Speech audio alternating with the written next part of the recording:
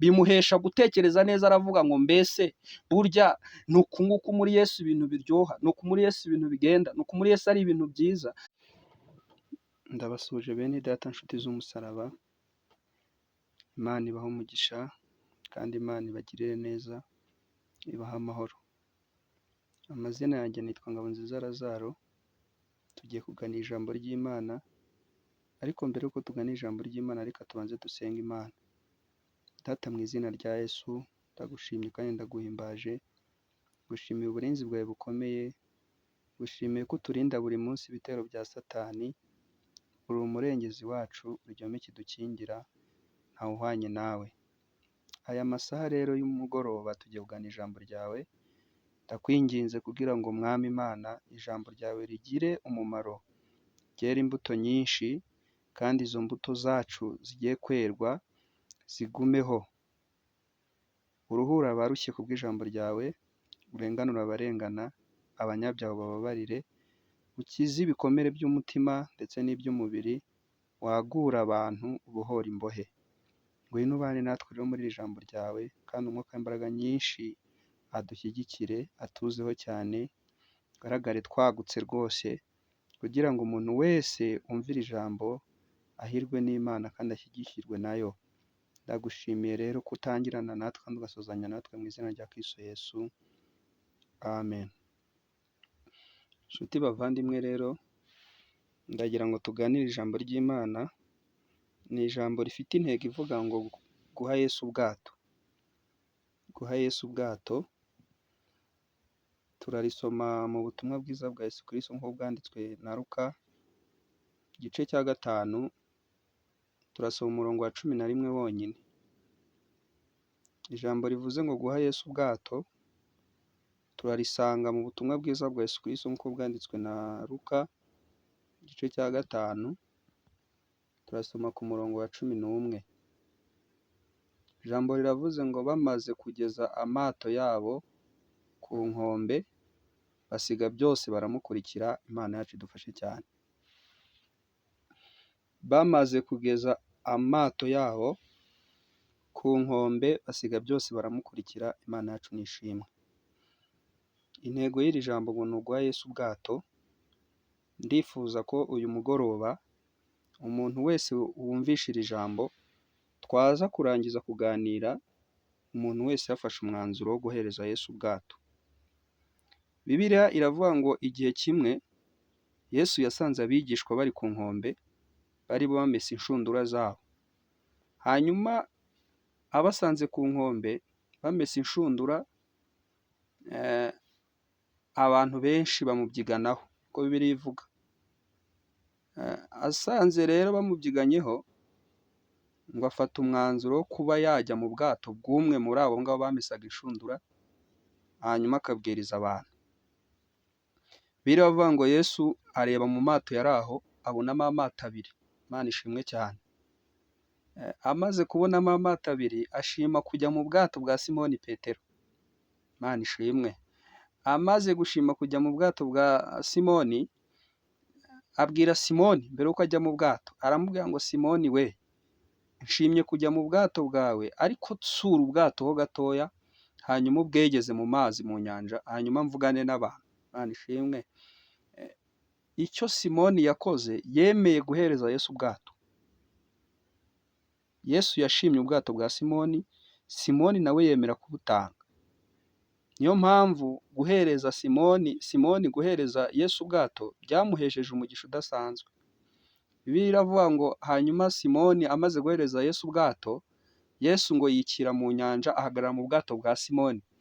Amaze guhagarara mu bwato bwa Simoni, abwiriza abantu ijambo ry'Imana. Simoni kuko yakoze igikorwa cyo guhereza Yesu ubwato, byamuhesheje umugisha udasanzwe. Mbibutse neza ko turi mu isi ni inyanja, ubwato ni umutima. Yesu yashimye gukoresha ubwato bwa Simoni kandi hari andi mato. Nawe uyu mwanya Yesu yashima gukoresha umutima wawe kandi hari indi mitima myinshi. Akavuga ngo uyu munsi ntashye mu mutima wa runaka, ntashye mu mutima wa nyira runaka, ntashye mu mutima w'urubyiruko kanaka, ntashye mu mutima w'umusore runaka. hanyuma agakoresha uwo mutima wawe ibintu bidasanzwe. Ahubwo wowe urimo unyumva kandi unteze amatwi, witeguye gutanga umutima wawe kugira ngo Yesu akoreremo ivugabutumwa? Imana ishimwe cyane. Witeguye kuba watanga ubwato bwawe kugira ngo Yesu abwiririzemo ijambo rye? Ni wowe ubizi, ariko navuze ngo intego y'ijambo ni uguha Yesu ubwato. Niwumvira ijambo, ufate umwanzuro uvuge ngo mfashe umwanzuro. Mu mitima ya benshi dusengana, nemeye ko umutima wanjye Yesu ari we akoreramo.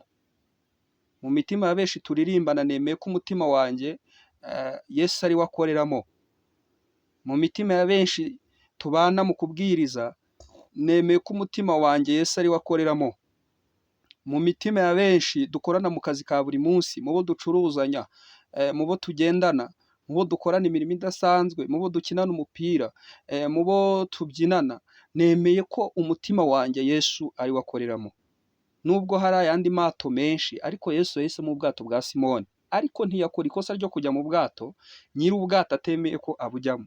Bibiliya iravuga ngo arangije abwira Simoni Petero, aramubwira ngo Simoni, wakitsa ubwato bwawe gatoya hanyuma nkabwiriza abantu, ndi mu bwato bwawe. Simoni ngo aremera, atsura ubwato. Amaze kubutsura, Yesu amaze kubona ubwato yicaramo, amaze kubona umutima akoreramo, aratuza. Amaze gutuza, hanyuma abwiriza abantu. Ndakubwira ngo uramutse ubaye uri umuntu umwe muri korari wemeye guhereza Yesu umutima wawe, abandi benshi babikiriramo. Ubwato bwa Simoni Petero bwatanze inyungu nyinshi ku bantu benshi. Ngo abari bari ku kibaya cy'inyanja babwirijwe ijambo ry'Imana kuko Simoni yemeye gutanga ubwato bwe, Yesu akabukoreramo. Umutima wawe uramutse ufite Yesu Kristo nk'umwami n'umukiza, mu isoko ukoreramo impinduka zaboneka. Umutima wawe uramutse wemeye kwakira Yesu nk'umwami n'umukiza, mu baririmbyi muririmbana babona impinduka. Itorero ubarizwamo ryabona impinduka kubera ko umutima wawe Yesu arimo awukoreramo. Hajya hasohokamo amagambo meza, hasohokamo ubutumwa bwiza, hasohokamo kubwiriza abantu. Ahubwo ikibazo mfite kugeza ubu ni ukuvuga ngo mbese wowe wemereye Yesu ko akorera mu bwato bwawe? Wemereye Yesu ko akorera mu mutima wawe? Nimba iyi si irimo abantu benshi ariyo nyanja, wowe ukemera guhereza Yesu ubwato, abantu benshi bashobora gukizwa kubera ko wemeye gutanga ubwo bwato.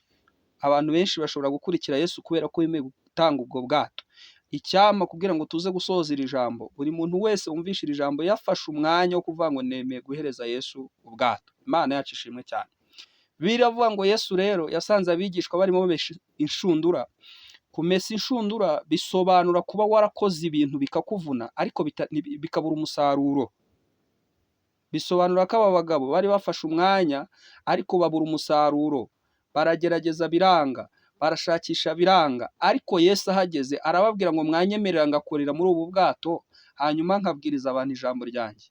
Ngo baramwemerera. Arangije kugera mu bwato, abwiriza abantu ijambo ry'Imana. Bibiliya iravuga ngo amaze kuvuga ijambo ry'Imana, abwira Simoni, aramubwira ngo uko wemeye kumpereza ubwato nkabukoreramo ivugabutumwa, nanjye ndakwemereye. Noneho bimwe byari byaranze, bimwe wakoze bikanga gukunda, noneho bikore urebe uko biri bugende. Biravuga ngo Simoni amaze kumva ijambo ry'Imana, avuga amagambo, abanza kuburana, aravuga ngo nabikora nte? Abwira Yesu, aramubwira ngo ijoro ryose ryatwiriyeho turimo turoba, none tugeze mu museke w'igitondo, twarobye biranga, none dore tugeze ku manywa y'ihangu, nta kintu twafatishije. None Yesu tubigenze gute? Birashoboka ko hari ibintu wakoze bikanga, birashoboka ko washakishije bikanga, birashoboka ko hari ibyo wahize bikanga, ariko nkuzana ijambo rivuga ngo niwemerera Yesu gusa, ukemera kumuhereza ubwato, ugakingura umutima wawe, Yesu akinjira. Umwanditsi w'igitabo cy'ibyahishuwe yanditse ijambo rikomeye, aravuga ngo dore mpagaze ku rugi ndakomanga, umuntu niyumva ijwi ryanjye agakingura, nanjye nzinjiwe dusangire. Bishatse kuvuga ngo ikigoye ni ukwemera gukingurira Yesu akinjira mu mutima wawe, hanyuma agatangira gukorana nawe ibintu bidasanzwe, agatangira kuguha ibindi bihe bidasanzwe. Birivuze iki? Biravuze ngo hanyuma uyu mugabo Simoni aravuga ngo noneho reka ubwo ari wowe ubivuze tubikore. Yesu arababwira ngo noneho mukure mu buryo bwanyu mushyire mu buryo bwanjye. Imana ishimwe. Arababwira ngo noneho mwagiye mubikora tutari kumwe namwe, ariko mwanyemereye kumpa ubwato nkoreramo ivugabutumwa. mwemeye gukingura umutima wanyu hanyuma nkorana namwe, mwemeye ko mvugira mu ijwi ryanjye rikarangurura mu mutima wanyu, none nanjye ndabemereye noneho nimujugunye iburyo bwanjye, nimujugunye iburyo. Mwagiye mukora ibintu bikanga kubera ko mwagiye mubikora mu buryo bwanyu, ariko uyu mugoroba ndifuza ko muza gukora mu buryo bw'Imana, hanyuma Imana igakora namwe ibitangaza. Komeje gusoma Bibiliya avuga ngo hanyuma babikoze, bemeye gushyira mu buryo bwa Yesu, ngo bafata amafi menshi, niko Bibiliya yavuze, ngo hanyuma ngo birabarenga, ngo ndetse n'ubwato bwenda kurengerwa, babona impinduka zo gukorana na Yesu, ngo bituma noneho birenga umupaka, ntibyaguma kuba ibyo mu mato yabo yonyine, barembuza n'andi mato yari aho ngaho. Batangira kubabwira ngo murabizi neza, twagize umugisha wo gutanga imitima yacu, Yesu amaze gukorana natwe twabonye impinduka, abantu baza bakurikiye ba bantu babashije kumvira Yesu. Uyu munsi twafata kumvira Yesu turi babiri, hanyuma Imana igakora imirimo n'ibitangaza mu mudugudu dutuyemo. Twakubaha Yesu turi batatu, u Rwanda rukabona igitangaza, ibibazo birimo byugarije isi bikarangira. Twafata umwanya wo kubaha Yesu turi abantu 10 mu isi, Imana ikareba ba bandi 10 mu isi, igakora imirimo ndetse n'ibitangaza. Simoni wemeye guhereza Yesu ubwato, byatumye n'abari mu nyanja bose babasha kurya ku mafi yatanzwe na Yesu. Imana ishimwe cyane. Natwe uyu mugoroba ndifuza ko twumva ijambo ry'Imana, twemerera Yesu akaza mu mutima wacu, hanyuma agakorana natwe, bigatuma n'abo tubana mu ngo babona impinduka, umuryango ukabona impinduka, abaturanyi bakabona impinduka kubwo kwemerera Yesu kwaza akabana natwe mu mitima yacu. Bibiliya iravuga ngo hanyuma Simoni ndetse nabo bari kumwe barembuza abandi bari aho ngaho bari mu mato, ariko ngo nta kintu bafatishije. Barababwira ngo nimuze murebe, ibyo tubonye biraturenze, biradutangaje. Ibya Yesu iyo bikugezeho biratangaza, bizana impinduka, bizana akamaro kadasanzwe. Wowe emera gusa, wemere gukingura umutima wawe Yesu akoreremo, hanyuma urebe impinduka za Yesu. Birivuze iki? Yavuga ngo hanyuma Simoni arembuza abandi bari mu nyanja, abwira abandi ngo nimuze murebe umuntu wemere gukorana na Yesu, nimuze murebe umuntu wemeye gutiza Yesu ubwato ibimubayeho, nimuze murebe umutima utunze Yesu uko umeze.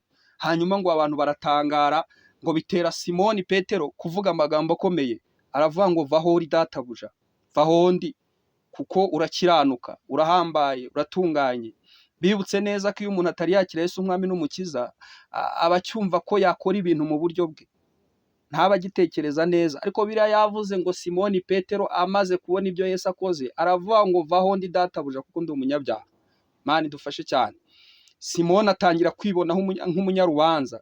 Mbibutse ko Yesu yageze mu mutima wawe, niwe ukwemeza iby'ibyaha. Yesu yageze mu mutima wawe, niwe utangira kukwereka ngo ca muri iyi nzira, iyo wanyuragamo ntabwo ari nziza. Icyampa kugira ngo ufate umwanzuro, wemerere Yesu akorere mu mutima wawe, ufate umwanzuro, wemerere Yesu avugane nawe. Hanyuma Yesu ngo amaze kuvugana na Petero, ngo barebye ibyo akoze batangazwa n'ibyo Yesu akoze. Imana ishimwe. Bibiliya yavuze ngo bahita bafata umwanzuro, bageze hakurya basiga byose bakurikira Yesu. Bishatse kuvuga iki? Mbibutse neza umugabo bita Pawulo yigeze avuga amagambo akomeye, aravuga ngo namaze kumenya Yesu, bituma nsiga ibintu byose, mbitekereza nk'aho ari ubusa, mbitekereza nk'aho ari amase kubwo gukurikira Yesu. Aravuga ngo ibyarindamo nabihinduye igihombo. Byari bishatse kuvuga iki? Ibyo yari abonye muri Yesu byari bihambaye, byari ibinyembaraga, byari bikomeye, byari ibyiza kurusha ibyo yari abayemo. Atari yahura na Yesu yatekerezaga ko akora ibyiza, ariko ngo amaze guhura na Yesu bimuhesha gutekereza neza. Aravuga ngo mbese burya nuko nguko muri Yesu ibintu biryoha, nuko muri Yesu ibintu bigenda, nuko muri Yesu ari ibintu byiza. Avuga rero ijambo rikomeye, aravuga ngo maze guhura n'umugabo witwa Yesu, ibyari nk'inyungu, ibyo natekerezaga nk'inyungu nabihinduye igihombo kubwo gukurikira Yesu. Aravuga ngo ndetse mbitekereza nk'aho ari amase, kugira ngo mpabwe kuragwa ibundi butunzi burenze ubwo dutekereza. Imana ishimwe cyane.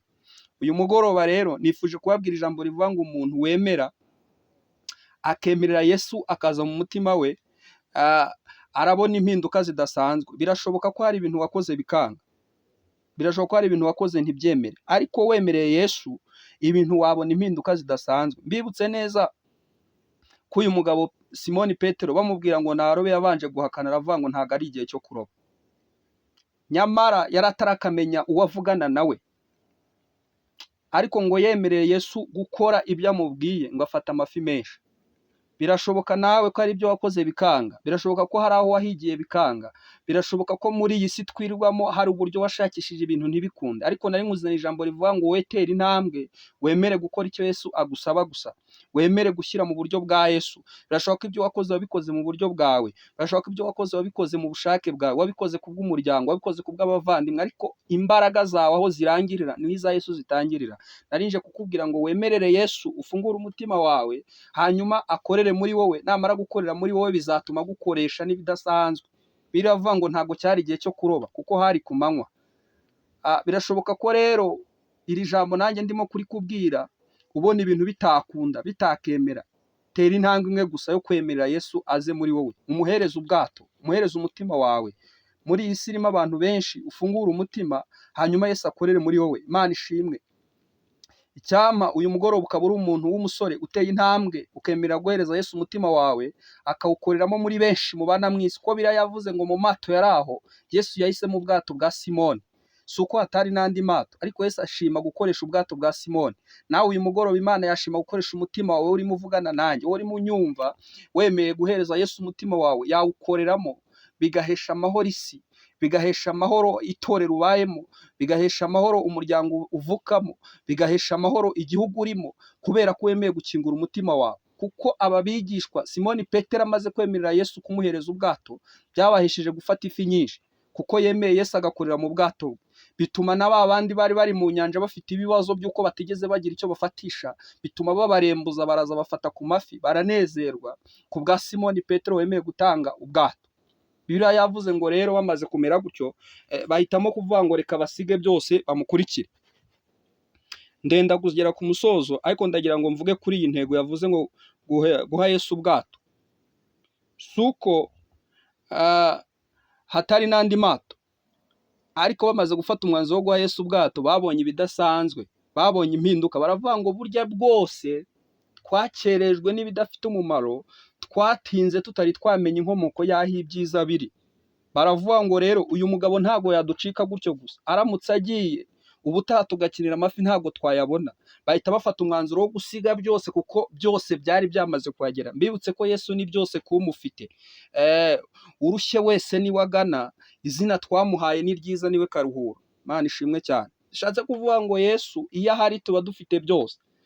Iyo ahari bya bitekerezwa n'abana b'abantu byose biba byamaze guta agaciro, ahubwo haba hari izindi mbaraga zidasanzwe. Umwami w'abami aba yamaze kuza, umutambyi mukuru aba yamaze kuza, umuhesha mukuru aba yamaze kuza. Niyo mpamvu ngukangurira uyu mugoroba kugira ngo wegere Yesu, umuhe umwanya mu mutima wawe. Bibiliya ivuze iki? Iravuze ngo basiga byose baramukurikira. Uyu munsi hari ibintu wagerageje ntibyakunda, ndagira ngo ngutangarize ngo ndakwifuriza ko wasiga byose byakunanizaga ukegera Yesu. Yesu niwe wavuze ngo yemwe abarushe n'abaremerewe nimuze munsange ndabaruhura. Aravuga ngo mwemere kuba abagaragu banjye, muze munyigireho kuko noroheje mu mutima, kandi nkaba gutwara umutwaro wanjye nawe ukaba utaremereye. Igigoye ni ukwemerera Yesu gusa, ugatandukana n'icyaha n'igisa nacyo, hanyuma Yesu agakorana nawe. Ndavugana n'umuntu unyumva uyu mugoroba kugira ngo umuntu yemere gukorana na Yesu, yemere kugendana na Yesu, atandukane n'ibyamugoraga n'ibyamurushaga, hanyuma akorane na Yesu. Bibiliya yavuze ngo bamaze kubona ibyo Yesu akoze, basiga byose baramukurikira. Imana ishimwe. Ndashaka uyu mugoroba dusiga ubusambanyi bwatubase, tugasiga ibyaturemereraga, tugasiga ubusinzi, tugasiga ubuhehesi, hanyuma tugakurikira Yesu. Kuko Yesu ahari ibintu byose birahari. Muri Yesu bari bamaze kubonamo ubutware, muri Yesu bari bamaze kubonamo iby'agaciro, muri Yesu bari bamaze kubonamo iby'imbaraga, hanyuma bemera gusiga byose bakurikira Yesu. Nanjye umugoroba ndavugana n'umuntu unyumva, mvuga ngo nimwemere musige byose mukurikire Yesu. Imana ishimwe. Kuko muri Yesu harimo byose. Ndabibutsa neza ngo igihe kimwe umugabo bita Eliya yigeze guteza amapfa, hanyuma arahunga, ahungira ku musozi, ngahungira hakurya, ngo Iserefati. Hanyuma ahuye n'umupfakazi asanga atoragura udukwi tubiri, ngo aramubwira ngo ndimo ndatoragura udukwi tubiri, ngo kubera ko mfite agafu gake nenda gusonga njye n'umwana wanjye tukipfira. Ariko yari aramubwira ngo gasonga ukame nkirire. Umugore ngo agira kwaguka mu bitekerezo, aragasonga arakamuha arakirira. Amaze kukarya aramubwira ngo subira ugende urebe mu cyibo, asanga icyibo cyuzuye ifu. Umugore afata umwanzuro wo gucumbikira Eliya kugira ngo azahorane ifu. Nawe nucumbikira Yesu uzahorana amafi, nucumbikira Yesu uzahorana ibyishimo, nucumbikira Yesu uzahorana umunezero, nucumbikira Yesu uzahorana ubuzima budasanzwe kandi bwiza. Icyo nifuzaga mbabwira umugoroba kwari kugira ngo mwaguke mu bitekerezo, hanyuma mufungure imitima yanyu, hanyuma mucumbikire Yesu. Imana ishimwe cyane. Tugiye gusenga Imana, ariko nasoza mbabwira ngo nta kindi. Iyo Bibiliya ivuze gufungura umutima wawe, biba bivuze gufungura ibitekerezo byawe, ibitekerezo bigatangira gutekereza ibintu byiza. Birashoboka ko waba uri gutekereza ibibi, ariko umugoroba ndakwifuriza ko wafungura ibitekerezo bigatangira gutekereza neza. Mu buzima busanzwe, iyo umuntu agira ibitekerezo byiza, iyo umuntu agira kugira abantu inama, bavuga ko uwo muntu afite umutima mwiza. Ariko iyo umuntu agira ibitekerezo bibi, bavuga ko agira umutima mubi. Ariko ndakwifuriza kugira ngo uyu munsi umutima wawe uwufungure, ufungure ibitekerezo byawe bitangire gukorana na Yesu, hanyuma utangire kugira umutima mwiza. Turashoje, ariko ndifuza ko umuntu wese wumva yafata umwanzuro wo kuvuga ngo ndemeye, nciye bugufi, nemeye guhereza Yesu umutima wanjye, nemeye guhereza Yesu ibitekerezo byanjye kugira ngo biyobore. Tugiye gufatanya gusenga Imana, hanyuma Imana idutandukanye n'ibintu byose byatumaga tutabana nayo neza, hanyuma umutima wacu Imana iwukoreremo. Reka dusenge hanyuma dusoze. Ndagushimiye Data mu izina rya Yesu, ndaguhimbaje kubera ko mva gusenga, ndagushimiye ko uri umunyebambe, ndagushimiye kujya neza bugacya bukira. Ijambo ryawe ritubwiye neza ko mu gihe Simoni Petero yamaze kwemera guhereza Yesu ubwato, byamuhesheje gufata ifi nyinshi, nyamara asagurira n'amasoko. Za fi nyinshi zituma zigera no kuri bene wabo bari bari kumwe mu nyanja. Iyi si turi kumwe n'abantu benshi, turimo turagenda mu bantu benshi, turimo turakorana n'abantu benshi, ariko icyama kugira ngo umuntu umvishe iri jambo yemere gufungura umutima we, maze Yesu awukoreremo, hanyuma bibyara impinduka ku muryango, bibyara impinduka ku gihugu, bibyara impinduka mu isi, bibyara impinduka ku itorero, mu izina rya Yesu. Data mwiza, dufashe kandi tugirire neza, iri jambo ryera imbuto, kandi imbuto zaryo zigumeho. Urakoze, urakarama ko ubasha gukora cyane ibirenze ibyo tugusaba n'ibyo twibwira, mu izina rya Kristo Yesu, amen.